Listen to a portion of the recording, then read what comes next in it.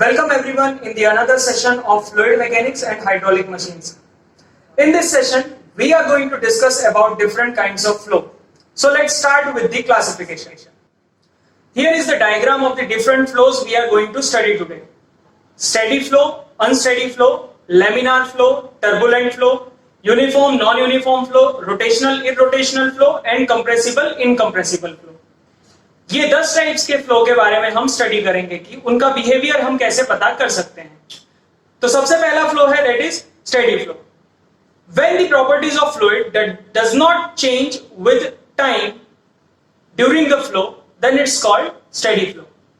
एक cross sectional area में या फिर एक कंट्रोल वॉल्यूम में अगर कोई फ्लूइड फ्लो कर रहा है और उसकी प्रॉपर्टीज यानी कि प्रेशर, टेम्परेचर, वेलोसिटी, डेंसिटी, ये सारी प्रॉपर्टीज अगर टाइम के साथ चेंज नहीं हो रही है तो वैसे टाइप के फ्लो को हम स्टेडी फ्लो कहते हैं.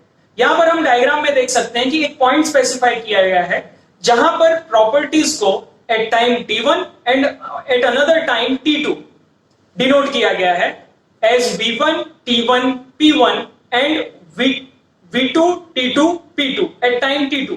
और अगर ये दोनों वैल्यू सेम हैं यानी कि v1 और v2 की वैल्यू सेम है, जैसा कि हम डायग्राम में देख सकते हैं कि at time t1 it is v1 and after time t1 that is at time t2 it is same as v1 only.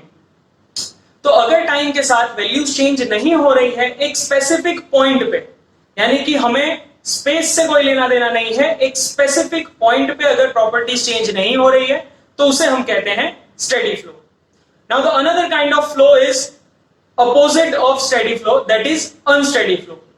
Unsteady flow क्या होता है कि अगर फ्लूइड की जो प्रॉपर्टीज हैं वो टाइम के साथ चेंज होती हैं, यानी कि एक स्पेसिफाइड फ्लो फील्ड में अगर प्रॉपर्टीज जो हैं वो बदल रही हैं टाइम के साथ विद रिस्पेक्ट टू टाइम, तो हम उसे कहेंगे कि अनस्टेडी फ्लो है. यूजुअली जो टर्बुलेंट फ्लो होते हैं यानी कि हाई वेलोसिटी फ्लोज या फिर हम कह सकते हैं हाई डेंसिटी फ्लोज, वो सारे या फिर हाई एरिया, बड़े एरिया से कोई फ्लो हो रहा है, वो सारे फ्लो अनस्टेडी फ्लो होते हैं. जैसा यहां पे हम फिगर में देख सकते हैं कि टाइम जाने के साथ जो प्रॉपर्टीज हैं उनमें भी चेंज आ रहा है. The next type of fluid flow is uniform flow.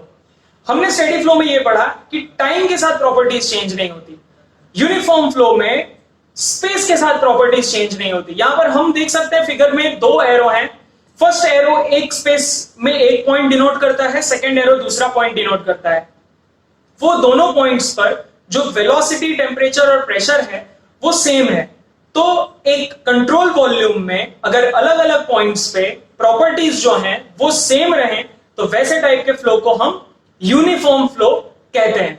Normally एक कांस्टेंट क्रॉस सेक्शनल एरिया से जो फ्लो होता है, कांस्टेंट क्रॉस सेक्शनल एरिया की पाइप से जो फ्लो होता है उसे हम यूनिफॉर्म फ्लो कहते हैं.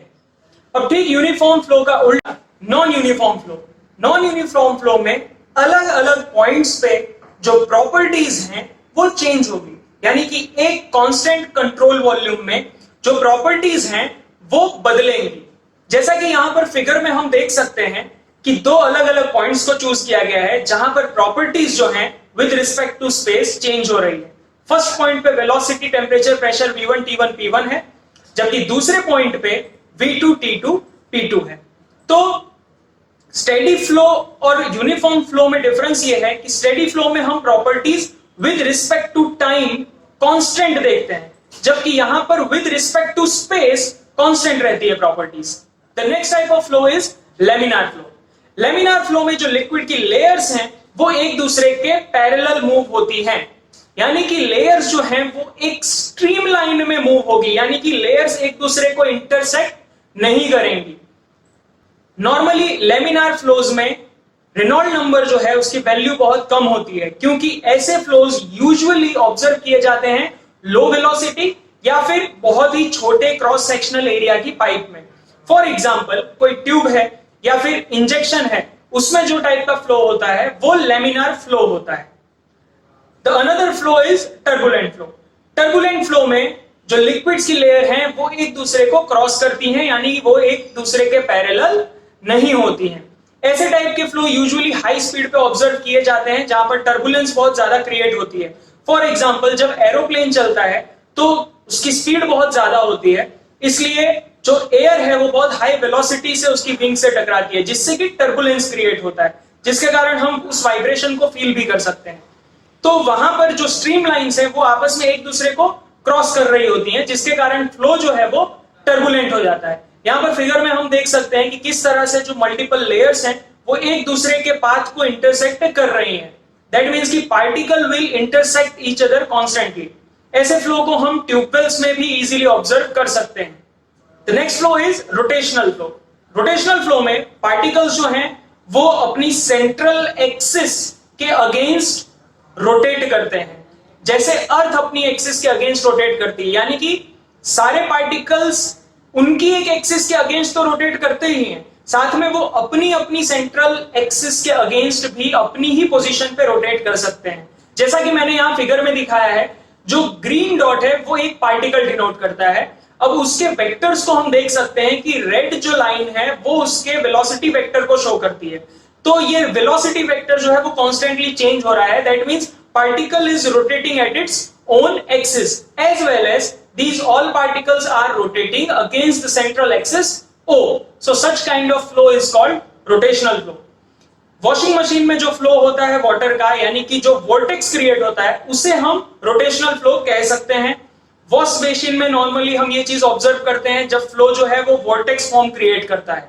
अब हम बात करते हैं इररोटेशनल फ्लो की। इररोटेशनल फ्लो में पार्टिकल्स अपनी सेंट्रल एक्सिस के अगेंस्ट रोटेट नहीं होते, यानी पार्टिकल्स एक एक्सिस के अगेंस्ट तो रोटेट हो सकते हैं, जैसे प्लैनेट सन के अगेंस्ट रोटेट होते हैं, बट अपनी एक्सिस के अगेंस्ट वो रोटेट नहीं होंगे। और जब इंडिविजुअल पार्टिकल रोटेट नहीं होगा तो वैसे फ्लो को हम इररोटेशनल फ्लो कहेंगे।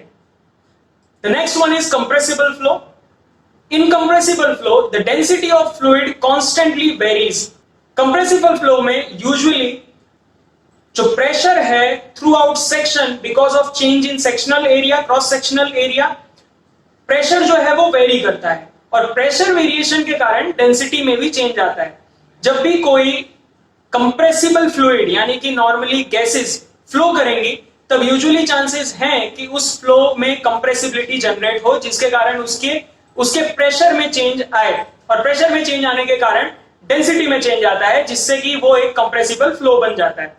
सिंपली घर के गैस सिलेंडर में इस टाइप के फ्लो को हम ऑब्जर्व कर सकते हैं।